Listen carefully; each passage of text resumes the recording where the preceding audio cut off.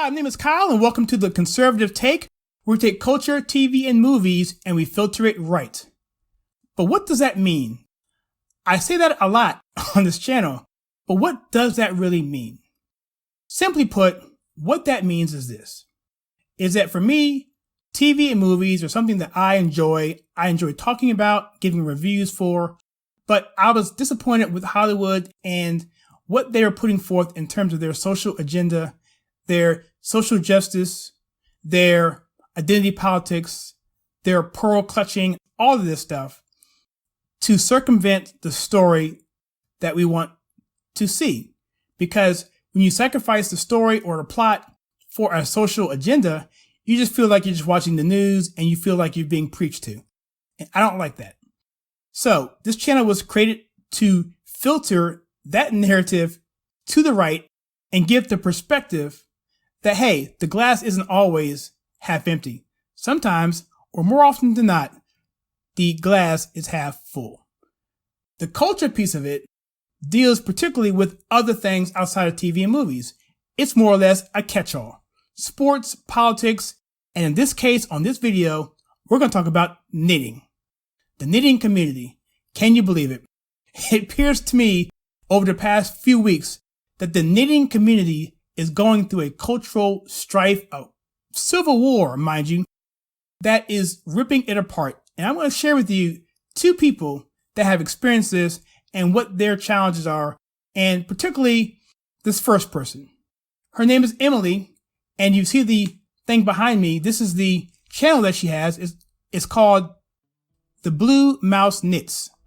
And her story is very interesting for this simple reason. She was a person who has a very popular YouTube channel. She loves to knit.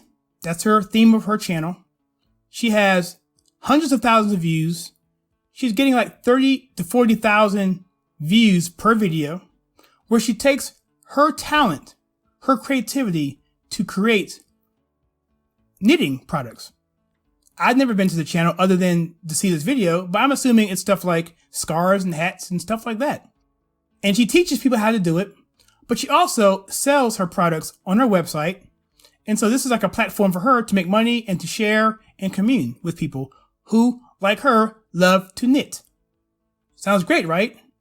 Well, I'm not sure she understood that somewhere down the line, she would be engulfed in this type of situation. So her story is simply this, and I'm going to leave a link to this particular video below. I subscribed to her channel because I was so inspired by this story and by her video and by her passion. And I just felt that she was expressing something that was really painful for her, but yet she was stepping out there in a way that I felt was very courageous. And I commend her so much for that. So this video first started me to look at this because I heard something from either Ben Shapiro or some other conservative blogger who basically said, hey, this was going on and you should check it out. So I saw this video out there. It was in my inbox. And so I said, let me check it out. So I'm not going to spoil too much for it. I want you to see for yourself. But in a nutshell, she was out there in the community, minding her business. And she noticed that people were being shamed and bullied. And she decided to speak up. She said, hey, you know what? This is not cool. We should all come together. And you would think that would be a good thing. Someone who wants to keep people engaged and positive and focus on what the core message of their community is, to knit, should be something that should be commended. Well, not in her case. Unfortunately, she was also shamed and bullied and canceled, and people were attacking her and her business. And she said in her video, she said, you know what? I don't care anymore. What is right is what is right, and I want to stand up for this, and I want to apologize to the people who I did not stand up for in the beginning, but now my eyes are open, and now I'm going to stand up against this and say, hey, enough's enough.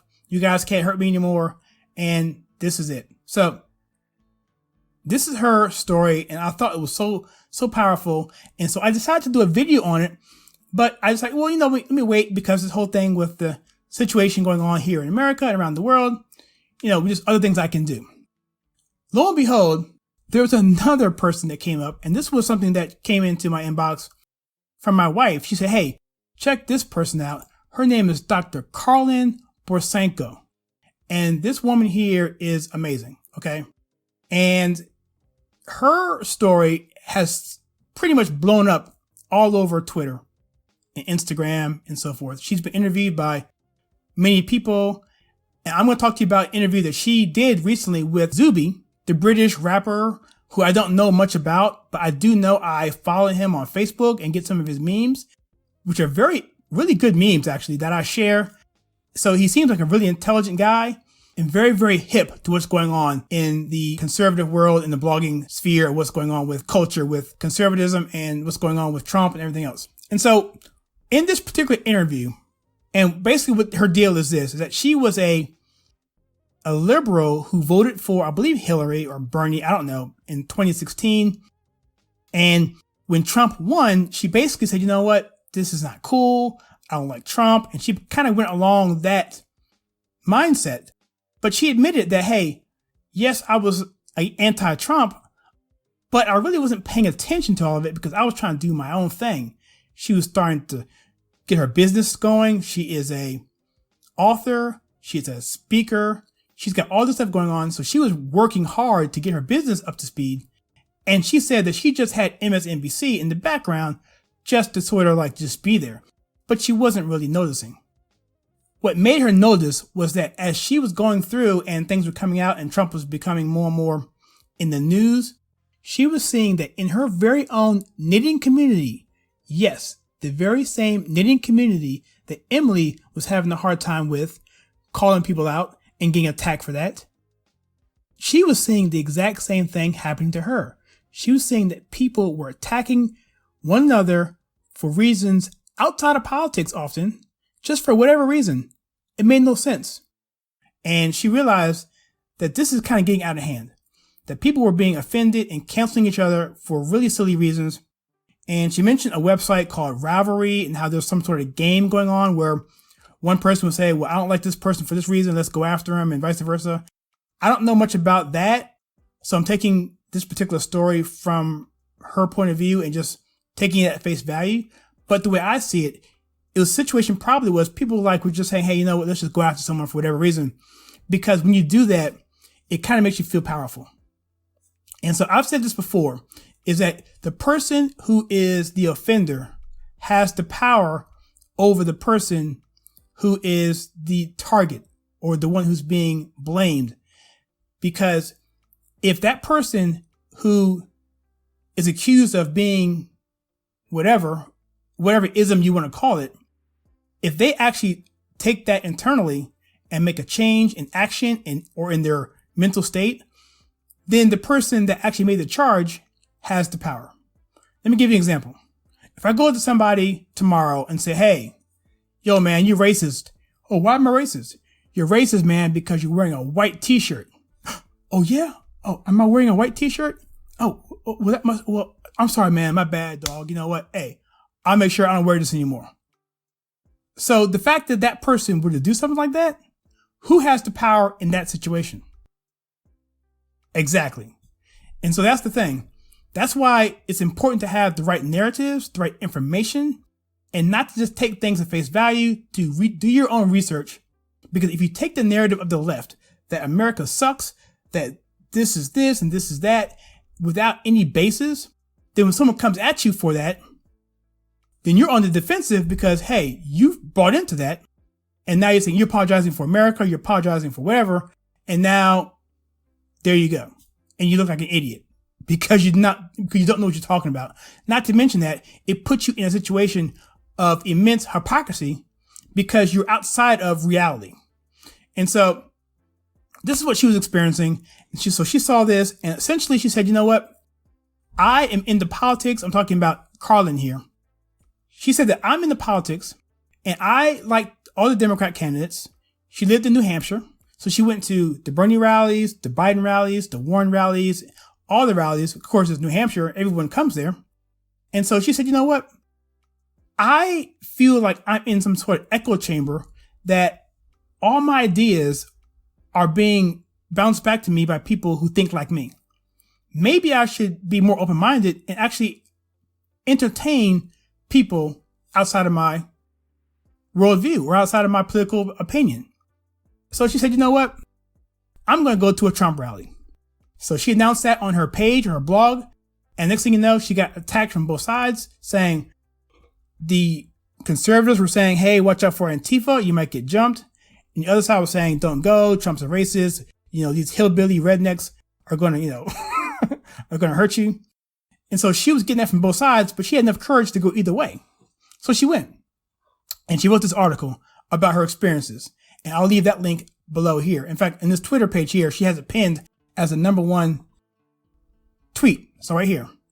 And so what's cool about this is, and I'm going to explain the rest of the story within the context of her interview with Zuby. And Zuby basically talks to her and asks her certain questions. I'm going to go through some notes that I took while watching this video this morning.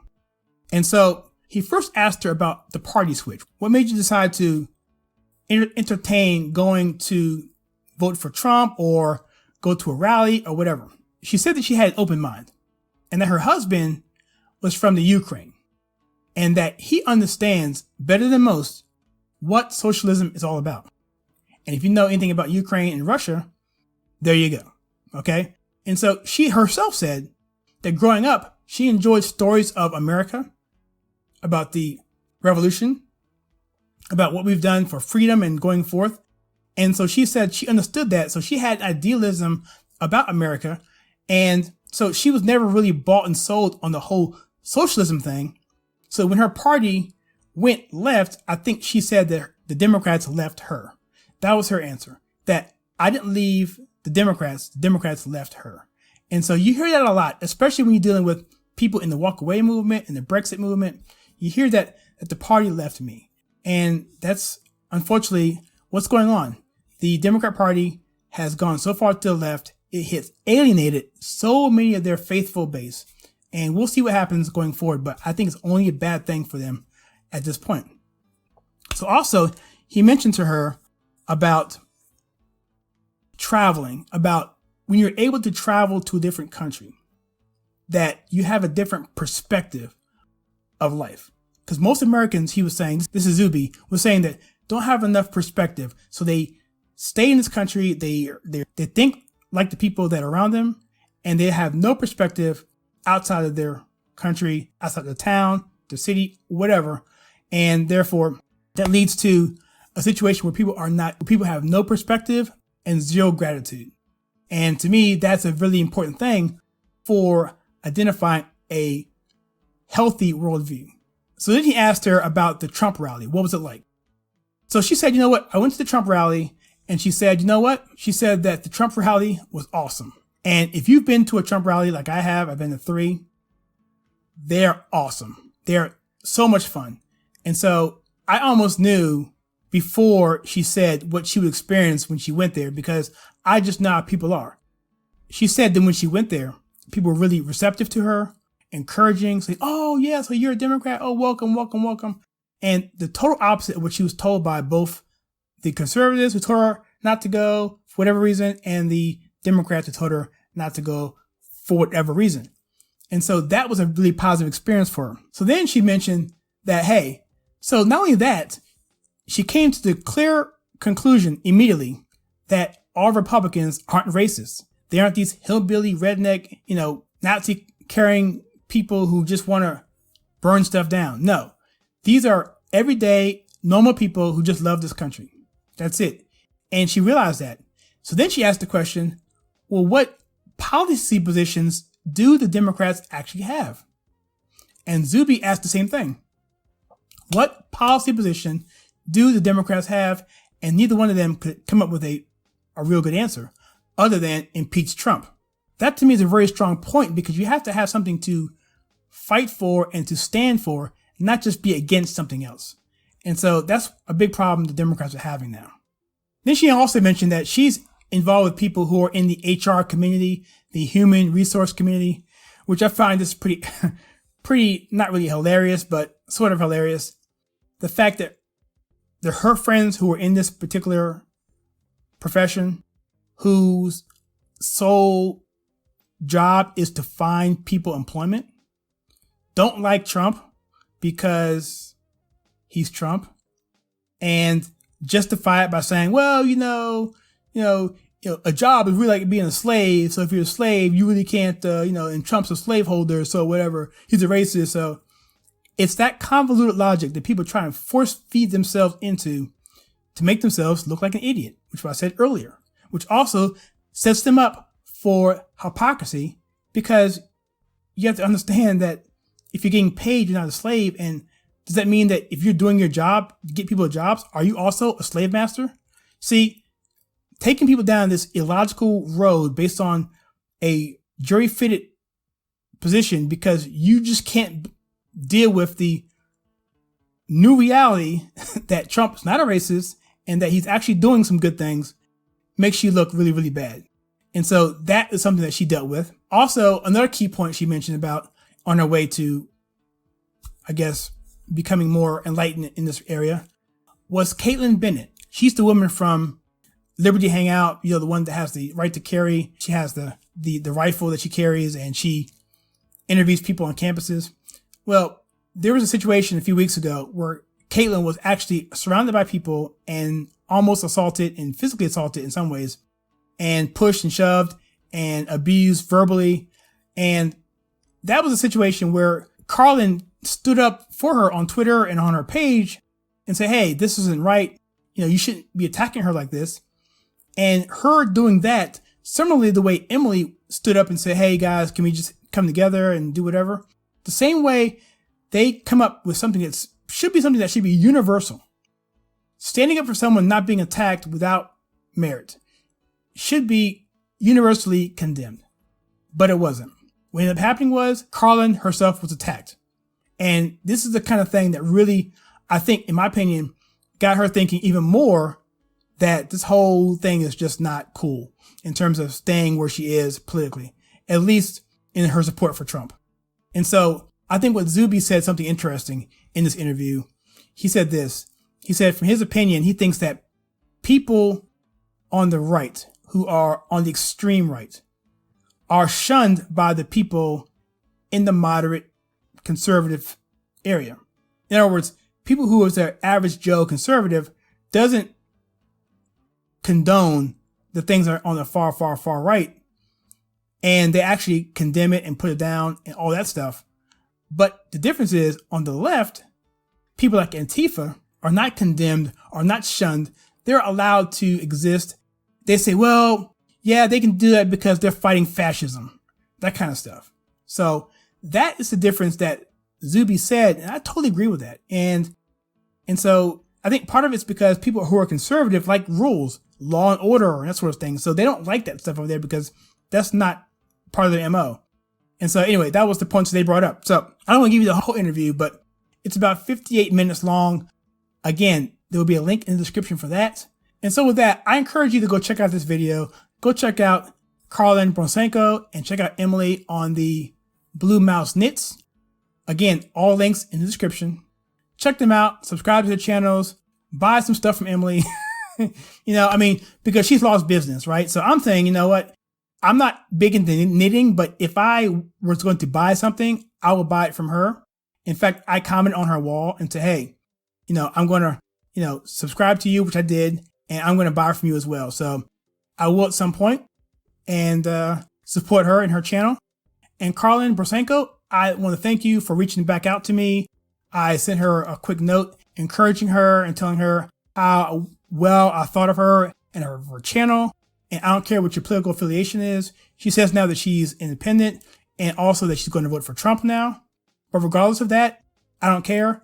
People who can think for themselves, look outside the box, be objective, and be critical, you and I can vibe with all day long.